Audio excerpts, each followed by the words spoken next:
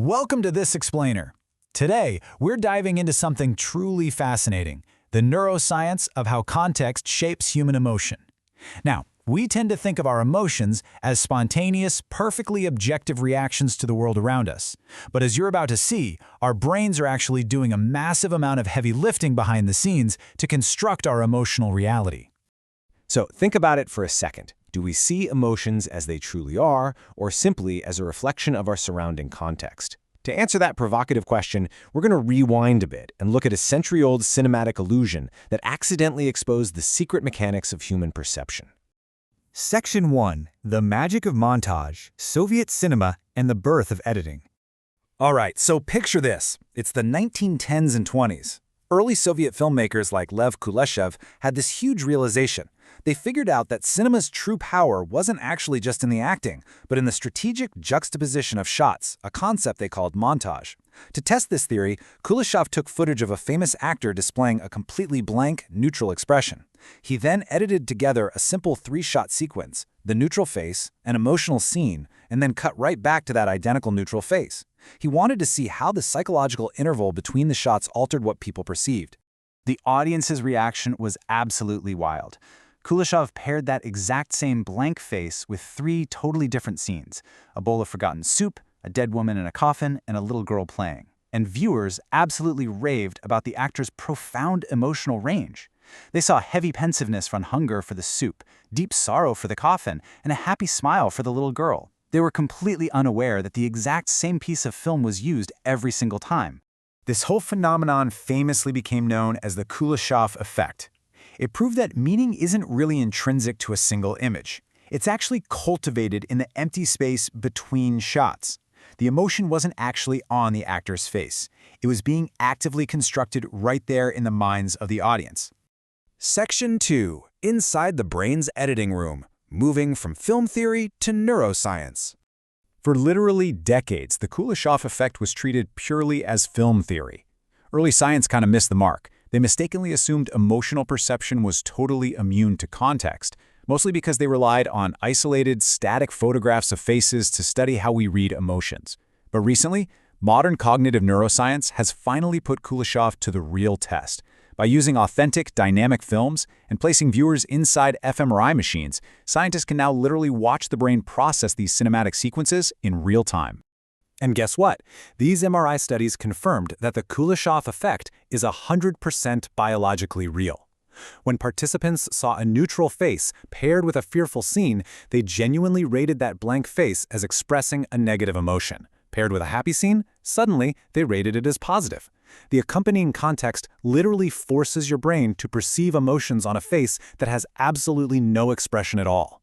So what's happening is that your brain acts exactly like a master film director in an editing room, recruiting specific neural regions to synthesize all this information.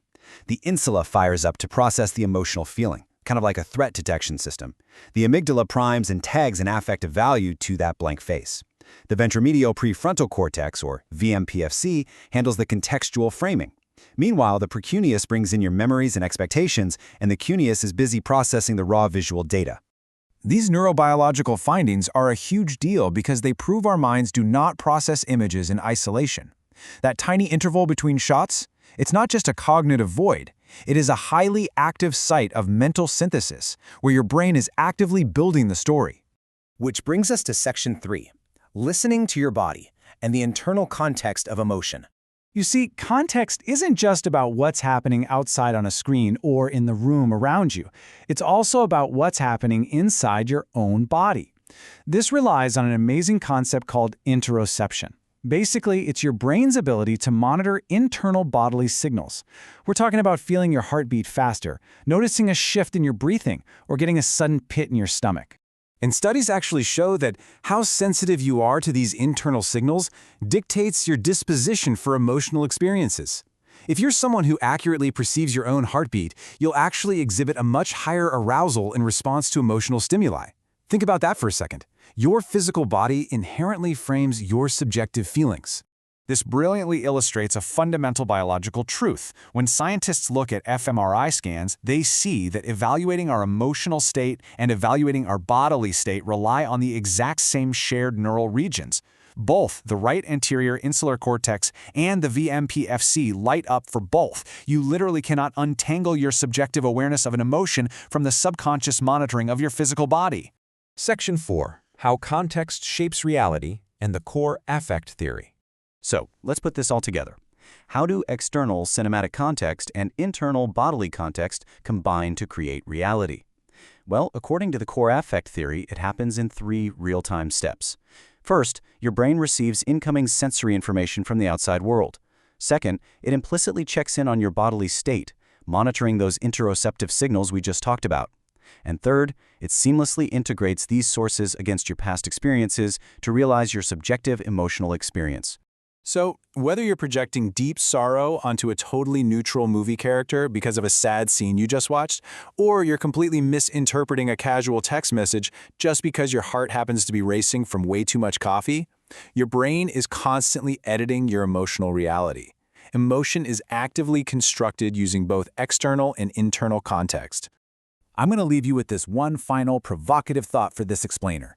If our feelings are truly so heavily dictated by external framing and internal biological signals, is your everyday emotional reality just the ultimate movie montage? The next time you feel a massive wave of emotion, take a step back and ask yourself, what's in the scene around me, what's happening in my body, and how exactly is my brain's editing room splicing it all together?